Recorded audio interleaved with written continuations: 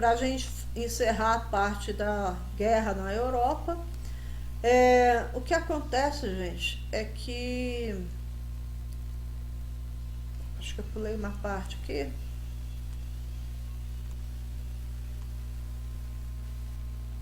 Não pulei, não mostrei ele para vocês.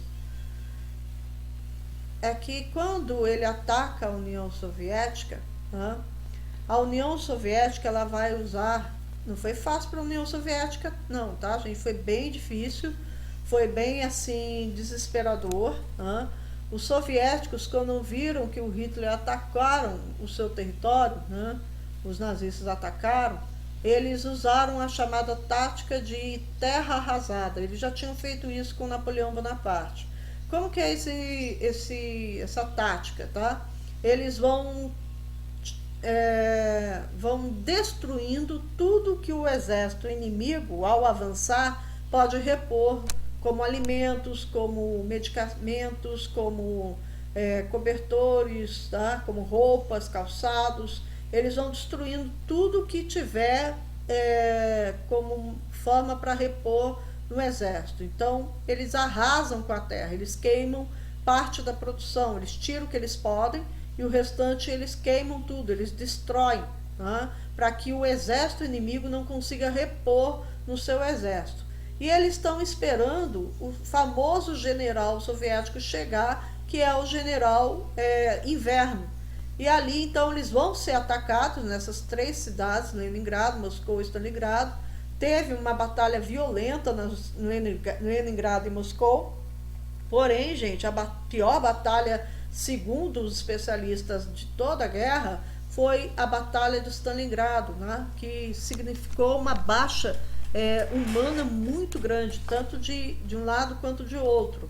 Stalingrado era uma cidade grande que acaba arrasada, literalmente ela acaba em ruínas, porque os combates ali foram intensos, os combates aconteceram dentro da cidade.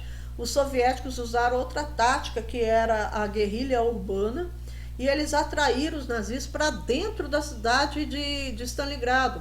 E a tentativa de tomada de territórios passa a ser ruas, passa a ser prédios, ruínas, né? Então, e as tropas ficavam muito próximas umas das outras. Então, os confrontos eles eram diários e praticamente 24 horas por dia.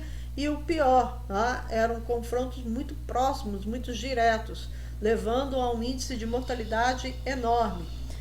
Mas os alemães eles acabam pegos de surpresa pelo general Inverno, né, que chega a uma das regiões mais frias de toda a Europa, que é um inverno aí de 20 graus negativos, 25 graus negativos, e que os soldados alemães, sem conseguir repor, né, o que eles precisavam por causa da tática da guerra da terra arrasada, eles acabam ficando sem recursos.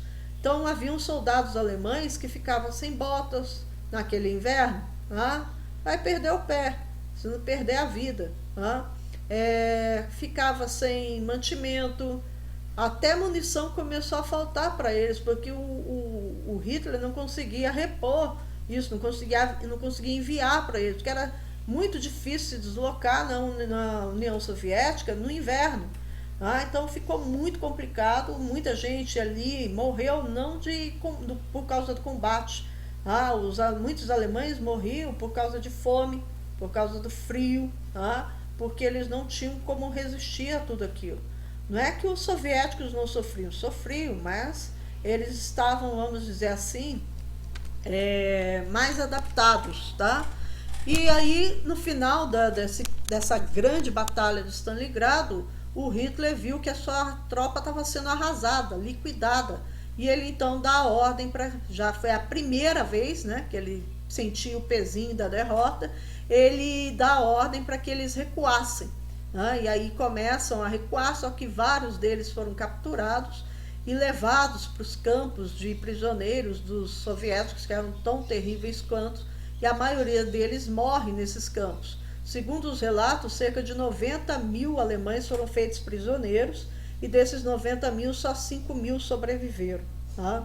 e as tropas de Hitler começam a recuar. Conforme o Hitler vai recuando com suas tropas, os soviéticos vão avançando para cima deles, tomando territórios, tomando posições estratégicas.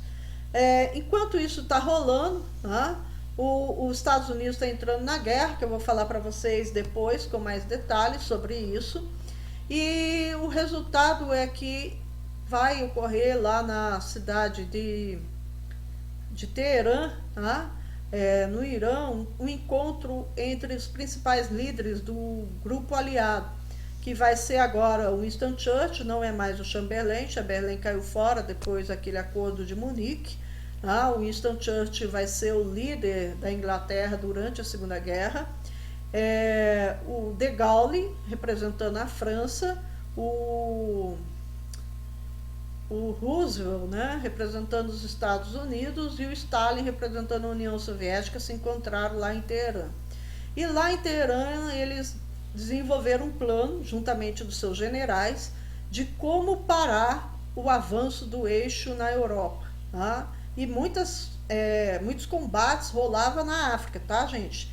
E também no Atlântico, no Mediterrâneo e no Pacífico. Depois a gente fala sobre o lado do Oriente. Então, o que acontece? Eles lá vão elaborar um plano. Nesse plano, ficou conhecido como Operação Overlord, mais conhecido popularmente como o Dia D. O Dia D seria o dia 6 de junho de 1944. Esse Dia D é o desembarque da Normandia. Então, ficou acertado a seguinte coisa: os soviéticos continuariam um combate ali no leste, tomando as posições estratégicas de Hitler na parte leste da Europa. Enquanto isso, os aliados, comandados pelos ingleses e americanos, viriam tomando a parte sul da Europa, né, derrotando a Itália, derrotando os aliados de Mussolini e de Hitler, como a Bulgária, por exemplo, né, e na parte oeste haveria o desembarque da Normandia, também comandado pelos aliados Inglaterra e Estados Unidos, mas com participação de outros países aliados, como o Canadá, né, como a resistência francesa, como outros países, né, que vão participar aí. Bem, então nós vamos ver esse desembarque aí da Normandia. Aqui é a Operação Overlord, tá? Que é as tropas soviéticas se movimentando na parte leste da Europa. Aqui a setinha vermelha mostrando as tropas aliadas se movimentando na parte sul. E aqui nós vamos ver as tropas na parte oeste, né, depois do desembarque da Normandia. A Normandia, gente, é uma praia que fica aqui, ó, tá? Fica bem nessa região aqui da França. É considerada uma das maiores praias da Europa. Ela tem quilômetros e quilômetros de extensão. E aqui, ó, é uma região estratégica que os aliados enganaram Hitler. Eles soltaram documentos falsos e até mesmo criaram um exército falso para fazer com que os nazistas pensassem que a invasão, porque o Hitler falava o seguinte: não, eles vão invadir, um dia eles vão invadir. Então a gente tem que saber exatamente o ponto que eles vão invadir para pegar eles de surpresa. Então eles acreditaram que o local estratégico que seria invadido pelos aliados seria essa ponta aqui, ó. Tá? Então o Hitler, ele manda fortalecer aqui as tropas. Ele manda vir para cá tanques de guerra, ele manda vir para cá muitos soldados. Então ele investiu pesado aqui e ele desguarneceu a praia da Normandia. Os aliados, sabendo disso, fizeram ele acreditar que o ataque, a invasão seria por aqui, quando na verdade foi pela praia da Normandia. Foi uma jogada de mestre, na verdade, tá, gente? Então o que eles vão fazer? No dia 6 de junho de 1944, tá? Praticamente quase que ao mesmo tempo ocorre esse ataque maciço dentro da praia da Normandia, em toda a extensão da praia, tá? Então vocês vão ver aqui, olha, os primeiros a chegar são os paraquedistas, tá? Então vão ser 15.500 paraquedistas americanos e 8.000 paraquedistas ingleses, tá? E eles não vão chegar aqui na praia, tá? Eles vão descer, eles vão desembarcar mais aqui na costa da praia. Então eles vão ficar, vamos dizer assim, mais na parte para dentro da praia, tá? Eles vão desembarcar alguns quilômetros antes da praia. É isso que eu quero dizer, que estou enrolando aqui para falar isso. Porém, gente, alguns aviões americanos pegaram tempo ruim, pegaram muito vento, e alguns desses paraquedistas acabaram desembarcando quilômetros e quilômetros de distância. Teve alguns que foi 3 dias andando para conseguir chegar na praia, tá? E outros que acabaram sendo empurrados pelo vento nas águas e acabaram caindo na água, e o peso do equipamento deles acabou afogando esses caras, tá? Então, não foi tudo mil maravilhas, não. Aqui, por volta de... Eles chegaram a desembarcar aqui, era por volta de meia-noite, 1h da manhã, tá? Então, eles chegam primeiro. Aí, quando é 6h30 da manhã, começam a chegar os primeiros homens, tá? A Operação Utah, que vai tomar essa parte da praia, com 23.300 homens. Operação Omaha, com 34.000 homens. A Gold, com 25.000 homens, da Inglaterra.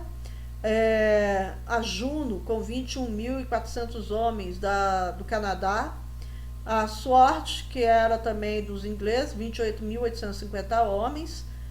E aqui o grupo de resistência, com 177 homens franceses, tá? Então aqui, o que é isso aqui? Isso aqui são os bunkers, são